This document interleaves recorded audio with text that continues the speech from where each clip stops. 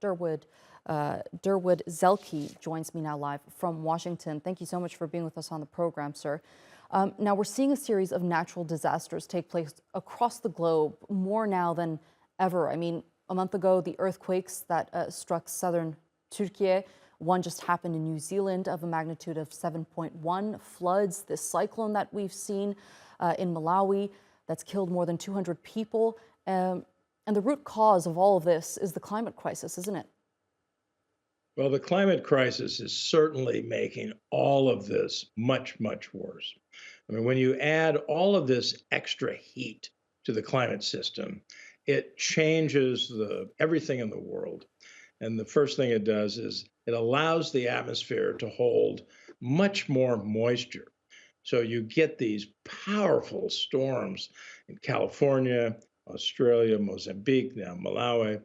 And these are more and more frequent and much more intense, causing tremendous suffering and physical impacts that cost a lot of money to repair, in addition to the death toll keeps going up. So, this is a climate-related phenomena.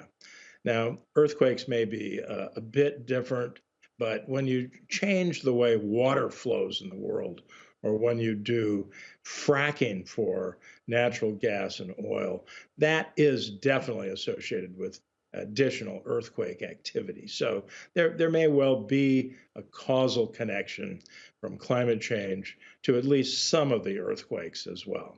I'm originally from California. I'm quite familiar with earthquakes and now the extreme weather. So Hmm. this is uh, this is something that's going to get worse and worse as we continue to pump climate pollutants into the atmosphere. How much worse is it going to get, in your opinion, before it gets any better?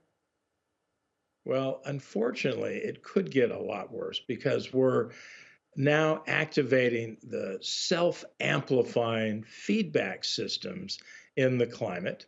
And those are pushing us ever closer to a series of irreversible tipping points where we go from a linear set of impacts, a little more warming, a little more impact, to uh, nonlinear, sharply increasing impacts. Those will be the tipping points. And just as an example, I mean, we see the Amazon, for example, where we've destroyed about 17% of that magnificent forest. And when we hit 20 to 25%, the Amazon will then destroy itself and will lose this forest that controls regional weather, that pulls a tremendous amount of carbon dioxide, the main climate pollutant, out of the atmosphere for us every single day, every single Hmm. month, every year. So these nonlinear, irreversible tipping points are what we should really be afraid of. So, what does governments need to do in this situation? We've seen various leaders across the world make pledges to combat the climate crisis, but many of them have failed to live up to those pledges. Right. So we need to move from pledges to mandatory requirements. So you see that the Paris Agreement, negotiated in 2015, when the temperature increase after pre-industrial times was about 0.87 degrees Celsius. Now, 7 years later, 8 years later, in 2023, we've gone up to about 1.2 degrees Celsius above pre-industrial level. And we are told by the scientists that as soon as we hit 1.5 degrees of warming, we'll start passing these irreversible tipping points, maybe even before that. And we know because we're shifting from uh, El Nino or La Nina, rather, the little girl, to El Nino, the little Hmm. boy, the Western tropical Pacific, that will add heat next year, 2024, and we could well hit 1.5 in 2024. And the World Meteorological Organization says maybe even the next 5 years will all be above that very, very important barrier of 1.5, Hmm. pushing us past tipping point. So we need the governments of the world to take mandatory measures. Again, moving from pledges to mandatory agreements.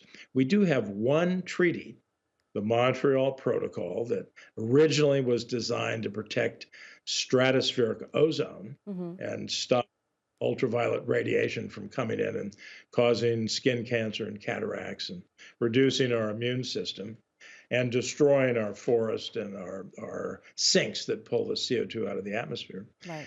And because the same chemicals that the Montreal Protocol controls are also super climate pollutants, that treaty, which is mandatory and has every country of the world as a party, has done more for climate than anything else. It has avoided an amount of warming that otherwise would equal what carbon dioxide is causing today, which is 50% of the warming. So this treaty has saved the planet so far.